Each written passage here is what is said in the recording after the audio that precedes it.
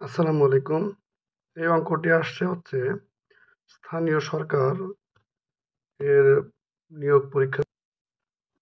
এই অঙ্কটি আসছে স্থানীয় সরকারি নিয়োগ পরীক্ষাতে। বলছে যে একটি ঘরের মেঝে কার্পেট দিয়ে ঢাকতে মোট ৭,২০০ টাকা খরচ হয়। ঘরটির প্রস্থ ৩ মিটার কম হলে ৫৭৬ টাকা কম খরচ হতো। ঘরটির প্রস্থ কত? এই অঙ্কটা দুইভাবে করা যায়। একদম সহজ নিয়মে যদি আমরা করি তাহলে যেহেতু আমাদের প্রস্থ বের করতে বলছে অর্থাৎ ৫৭৬ টাকা যদি আমাদের কম খরচ হয় তাহলে ৩ মিটার আমাদের কম হলে ৩ মিটার প্রস্থ কম হলে ৫৭৬ টাকা কম খরচ হয়। যেহেতু আমাদের প্রস্থ বের করতে হবে তাহলে আমরা লিখতে পারি যে ৫৭৬ টাকা খরচ হয় ৩ মিটারে।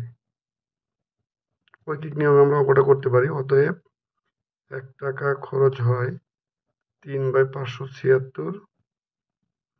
অতএব আমাদের মোট হচ্ছে ৭,২০০। ৭,২০০ টাকা খরচ হয় তাহলে ৩ ৭,২০০ নিচে হচ্ছে ৫৭৬। যদি আমি ভাগ করে দেখেছি যদি এটা দিয়ে এটাকে ভাগ করা যায় তাহলে আমাদের অ্যান্সার হয় ৩৭.৫ মিটারে।